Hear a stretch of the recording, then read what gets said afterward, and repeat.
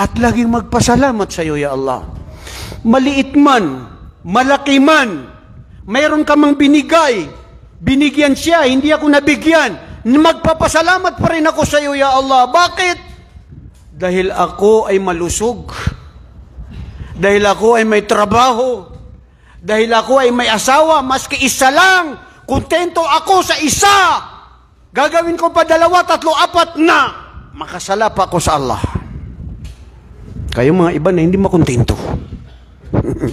Bro, ikaw na mahilig magduwaya, hindi ko binabati ko sa pagduduwaya. Gusto mo? Yalla, sawi.